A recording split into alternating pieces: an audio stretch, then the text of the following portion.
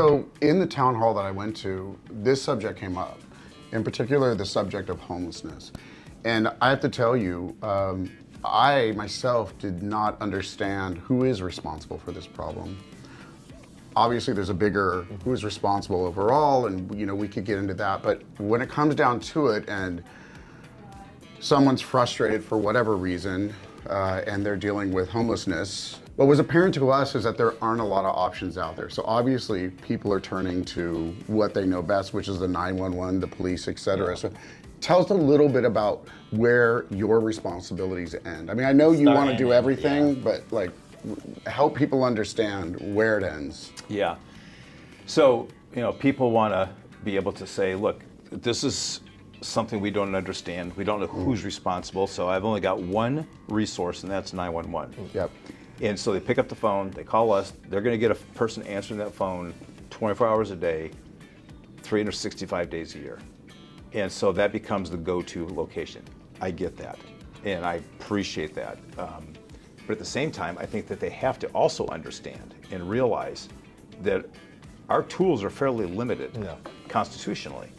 So if it is a medical issue that somebody's laying on the sidewalk, why are the police going?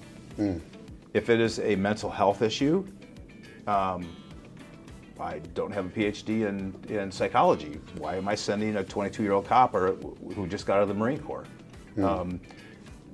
That's probably not going to go right. Yeah. And now we'll always do it because there's nobody else available 24 hours a day.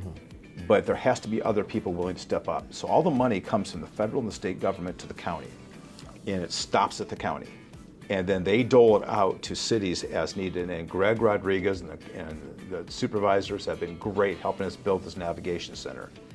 And we appreciate that very much. But we also need boots on the ground working with the populations who are most at risk and helping them find a path forward.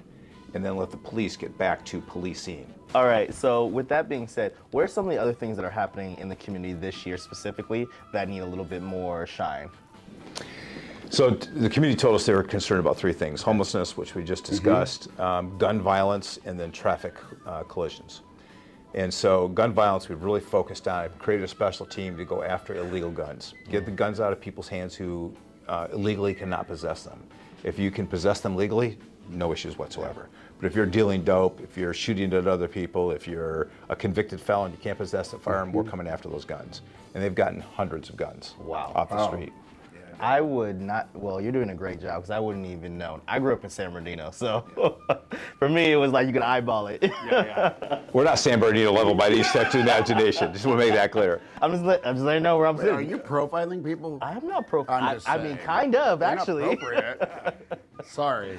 So they've done a great job, and then I think the community makes a choice to say, look, we want to be more civil and really reduce the tension. And that's one of our messages as a department is, look, the more civil we are, that's why it's important for like our program, Do the Right Thing, where we reward kids with $200 gift certificates to Visa for showing compassion towards other people or learning how to get better grades and doing well at school. It's an incentive. So the greater the level of civility, the more better we talk with one another, the more kind we are. It's called collective efficacy. Lowers the tension, and that can lower crime and violent crime. And so getting the guns off the street, putting the pressure on the shot callers and shooters, as well as creating this idea of civility, I think has paid off. For the first time in more than a decade, we didn't have any homicides in our city. Wow. And so we're heading in the right direction on that. The second one is traffic collisions. These streets are so wide. People believe that they can be Mario Andretti and get away with it. That part. I'm tired of yelling out the window. Yeah, and blowing through lights and all that kind of thing. We've done a great deal of enforcement. We're continuing to do more. We have a grant from the state, allows us to get out and do additional enforcement on top of that. We're focusing on the hot spots.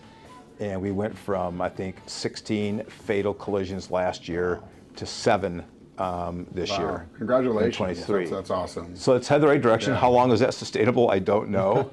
But we want to make sure that people know that there's going to be a price to be paid for driving recklessly.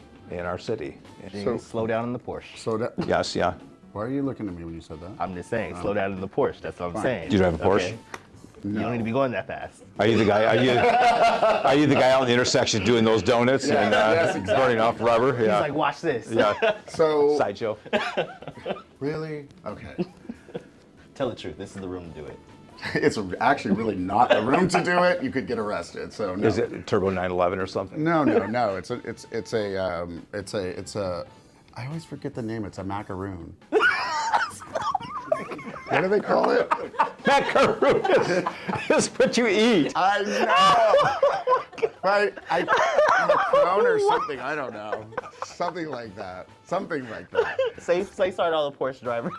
So I'm so sorry to all the Porsche drivers.